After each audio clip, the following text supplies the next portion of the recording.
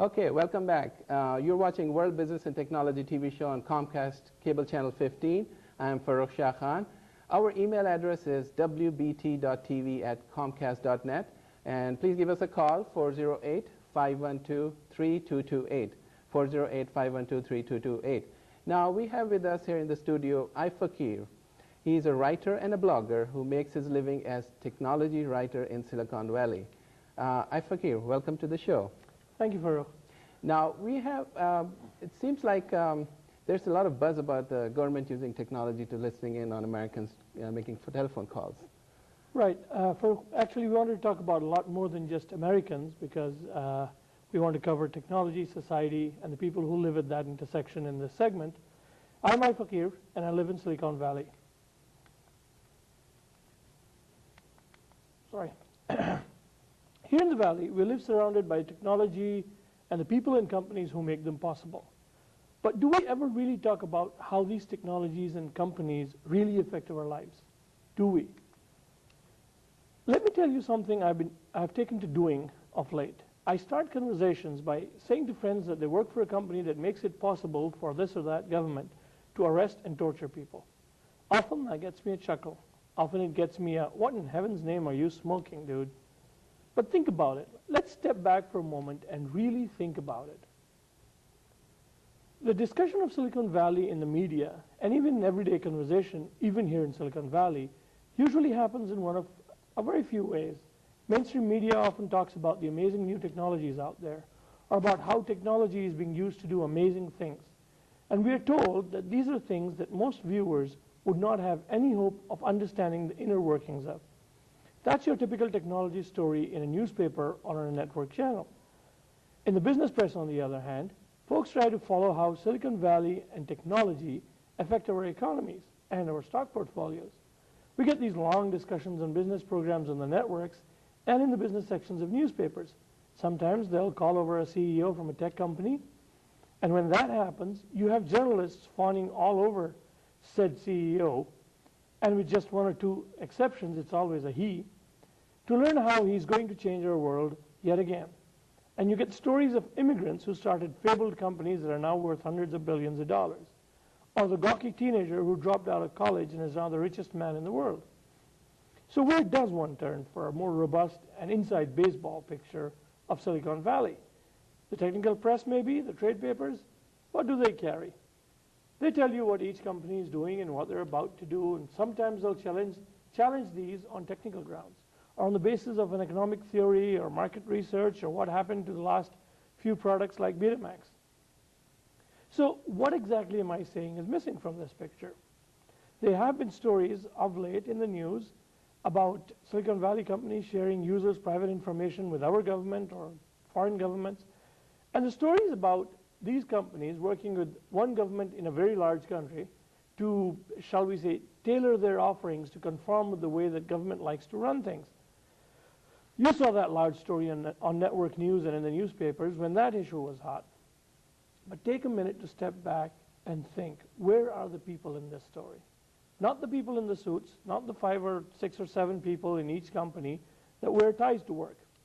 I'm talking about the people in the cubicles, the people actually being affected by the decisions these companies make, and the people that use the technologies and the products that are put out.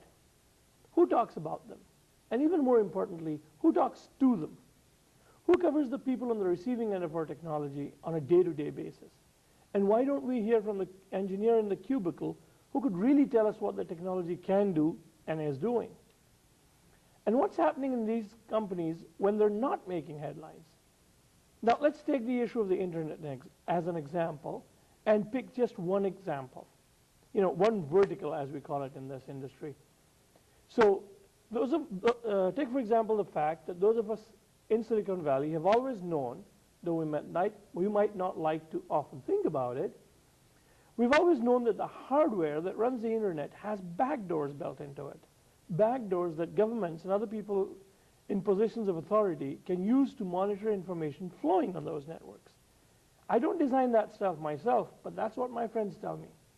They tell us that the technology makes it possible to monitor what people are saying, to know where they live, and then turn up at their doorstep minutes after they send an email. Of course, the rest of that process is not based on our technology. We don't do power drills after all. And don't tell me the sales managers and CTOs that we so love and envy and go out to lunch with don't know what their clients are using those products for. These are very smart people. Talk to a few engineers in Silicon Valley over a plate of noodles or a few Sikh kebabs or over a latte or a beer. And I have.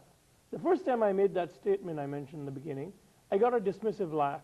You know, the kind you reserve for people who believe aliens are controlling our government.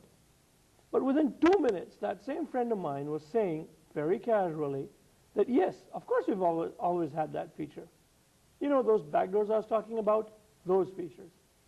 So where's that discussion in the press and in pop culture? And also, what about the lives of our working Joes and Janes and Jayaprakashes and Jiangs and Javeds themselves in Silicon Valley? Again, in their lives, take one big story. Let's just take layoffs. What did you get in the media? Nice stories about someone who lost a job and how they struggled and had 2 mortgages and things like that. And maybe you saw the story about the trend of people using layoff packages to go back to college. You got the big story. But what about the backstory of that same company, you know, the large one, having always sworn that their highest priority was the satisfaction of their customers, and then the happiness of their employees and their shareholders? And then a few thousand of these employees lost their livelihoods suddenly. Why? What was that about? The company was going bankrupt, maybe? Maybe the company was starting to lose money?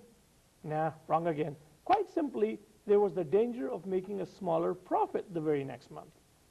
People get laid off while on vacation. Others are told at meetings that their colleagues have been let go. The stories just get more and more interesting from there. But does the technical press or the networks or anyone get these stories? Is there a novel or a sitcom about this? There's a TV show about an emergency room, about advertising agencies, and there was one about an auto repair shop. But where's the TV show, the sitcom about the technology startup and its ups and downs and heartburns? Where do you get that story? The only way you get that is over a chai latte or business lunch, and that's what we think needs to change. We need to talk about how it really is where technology meets society meets people. Let's go beyond the press releases and beyond the industry analysts who try to read between the lines of those press releases. Let's get into the minds of the engineers and the CTOs. Let's see how those technologies and those companies really affect real people in real situations. Let's talk about technology, society, and we the people who live at that intersection, because we all live there. So please, as we follow up on this segment in subsequent weeks, drop by at iFaqeer.wikispaces.com and click on Technology, Society, and You. Then click on the discussion tab and feel free to leave comments, ideas, and stories that you want us to talk about. Thank you. Farooq? Thank you, iFaqeer. And we'll be right back. So stay tuned. We have another segment on the global business. So stay tuned and we'll be right back.